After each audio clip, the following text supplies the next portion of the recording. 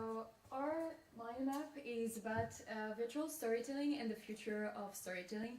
So we're talking about 2025. So we have a different focus here. We decided to focus on immersive, shared experiences, possible future scenarios, and a lifelong narrative. So we're going to present it to you. Those three focus, why? Because we believe they will have a greater impact later.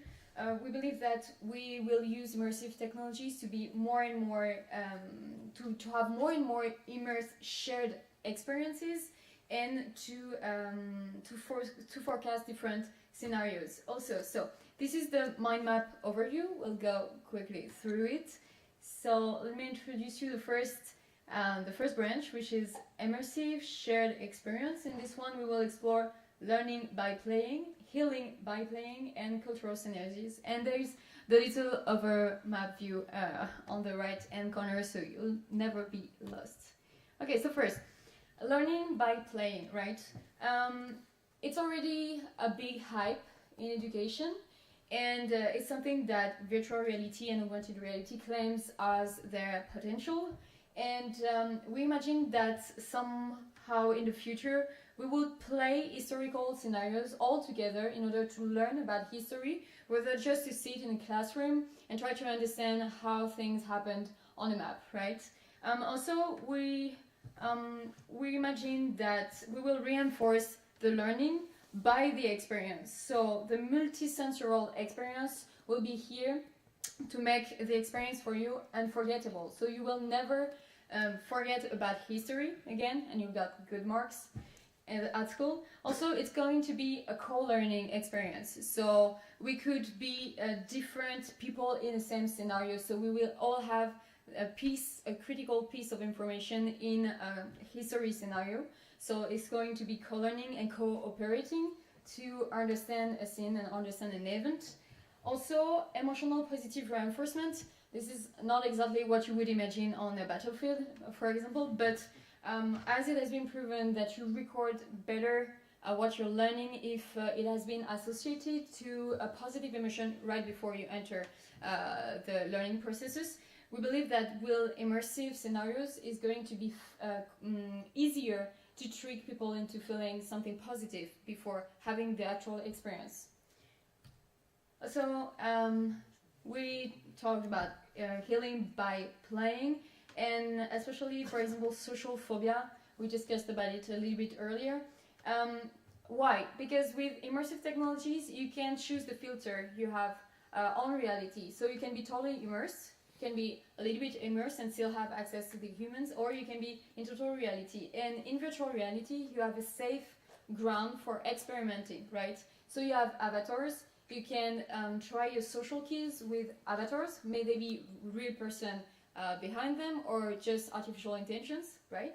And then you can jump into AR with real people around you, but still those virtual elements that that makes you feel more at ease, maybe, and go back to reality with those new soft skills and emotional intelligence skills that you mentioned earlier that we could learn in those immersive technologies.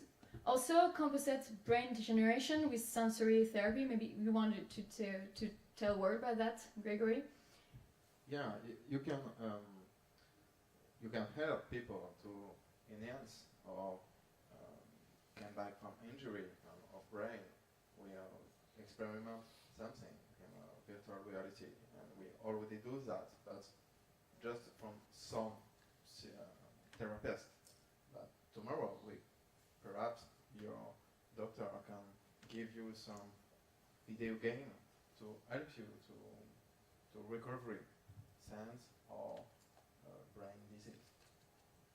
Yeah, sure. So in laboratory, it's already been used and tested how virtual reality and augmented reality can help you maybe recover from strokes, etc. And so it totally shifts perspectives because you're not anymore someone who has been handicapped by an accident, right? But you're a player.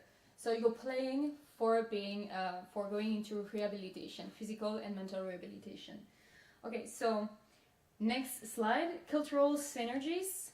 So with immersive technologies, we are going to be able to connect more and more cultures together, people together, different bubble of realities all over the world, will be able to discuss live.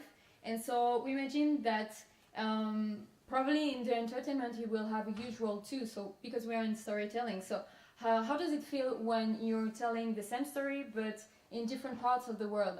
How is it received? And maybe it will help us better understand our difference in cultures and better relate and discover different cultures if we are having the same story but in different parts of the world. And you said something earlier, it can be fantastic stories, or it can be something really from a daily basis. Yeah, story. it be a joke at the beginning, but it's a good example. What it's going to market to buy some fruits or vegetables in different countries. It's not the same to buy potatoes in Venezuela market and in Finland market. And with kind of technology, you can experiment these cultural scenes and be aware of difference in cultural living and everyday living. So yeah, maybe we can imagine that in a not so distant future, having VR tourism would bring you to the market of another country and you have the actual experience. And if we're able to augment this with tactile tactile feedbacks, as you were talking about, and also as other sensory feedback, the smells and etc., we have a better immersion quality, and so we will be so better able to explore those cultures, other cultures. Information is no longer frozen in time and places. So you can travel, you can discover the world, as we said earlier, multiple scenes. And so it's all about how we will be able to share virtual environments and be connected to other parts of the world, but together. Not only I'm alone in the VR headset, but we could be together and really travel together and have this experience and change together through the travel experience, the travel journey. So go back to the overview map. We're going on the other side right now with possible futures scenarios for society, industry. And would you like to begin maybe with society and industry? Yeah, come on. Play and be part of the scenario. It's a big deal to live something and to understand things.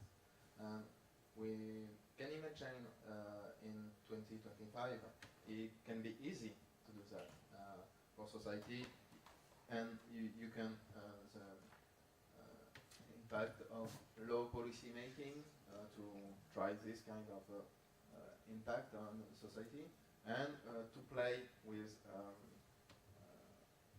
a big scale pandemic crisis scenario. Everybody in the house can learn and try what to do or what not to do during a crisis. Currently, it's costs many money to each city to try scenario of this kind of crisis. In industry, we can also, it's connected with learning, but we can train people to crisis scenario. In nuclear plant, it's a really big thing to train people to react quickly when there are an issue to solve. We've got also a new tool. Can you want to talk about? Yeah, sure. So storytelling is for the humankind is one of the oldest technology, right? Because we've been using words to communicate long before we even tried to use VR and AR to communicate. So possible future scenario could be also facilitated by new tools. We have imagined that maybe in the not so distant future we could use artificial intelligence to help us create the scenarios we have in mind. So we would talk probably to that artificial intelligence, and it will create on the go while we are talking the words we have in mind. So I'll say, okay, so it's happening in the mountain, and there's a little bit of snow, etc. And it will depict this for me, and I will not have to code. I will not have to build it myself.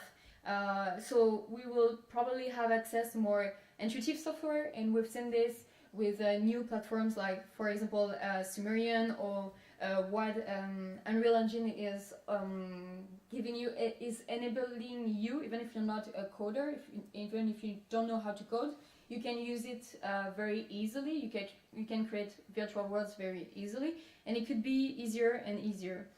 And also, the impact of the storytelling and the future scenario could be giving us a chance to change the end. So we could tell the same story, maybe a mistake from the past, and try to learn from this situation and say, okay, what would we have be done differently? What could have been done differently? If we don't want to make the same mistakes that has been done in history, it could be the history or personal history.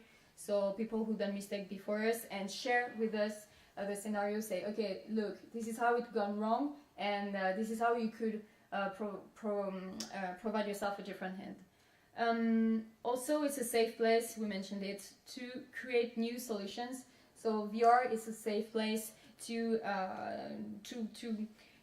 explore a lot of different scenarios and to say, okay, maybe we can get creative from that. This is the current situation, and after that we can do creative sessions, imagining where we could be next.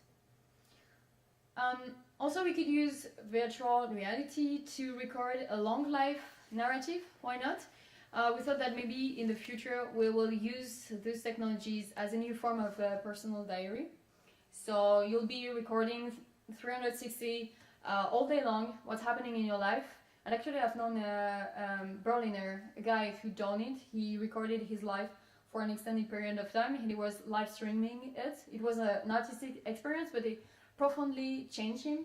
And also, we could use those records, even if it's not the personal diary itself, but we could use the 360 records we're doing right now as anthropological records and materials for future generations. So they could look back at today, what's happening today, and really get a sense of how we interacted, how different historical events really happened, etc. Means that for the first time in our history, we will have true history, because we will be able to really go back in place and dig in the meaning of the situations and those events. Voila, I think it's the last point. And I'll leave it to you about the emergency stop button. Yeah, because when you're talking about living story, living situation, you really need to take care of psychology and cognitive science, because we're all talking about currently, and Paul showed amazing situation on digitalization of people. Each day, the gap between virtuality and reality is thinner and thinner. So, what can be how your brain react when you are in a battlefield and you think is real and you react like is real. I make experimentation with people in stress situation. They are completely unable to take off the helmet. They are stuck in the virtual context. They need other people to, okay, stop. So when we are in a storytelling, we bring you in the story. Movie can do that, but it's not in 3D, it's not in virtual world. So what is happening when you are in the movie and you really think it's real? So perhaps you need to begin to think about the big red button to, okay, stop. I need to stop. We've got this button in big simulator to emergency moving issue to not hurt people mechanically. But perhaps you need to think about big button to not injury psychologically people. So we need to think about it. Yes, and this is how we go back to the first slide, the first mind map you presented, humanizing technology. So who will be your best friend in virtual reality if you're not able to take off the headset because you're too scared and forget that there's the real world. So maybe the red button could be an idea. It's a philosophical idea. We could listen to those biofeedbacks and maybe help you get out of virtual worlds if it's too intense for you. So this was it. Thank you very much. Thank you.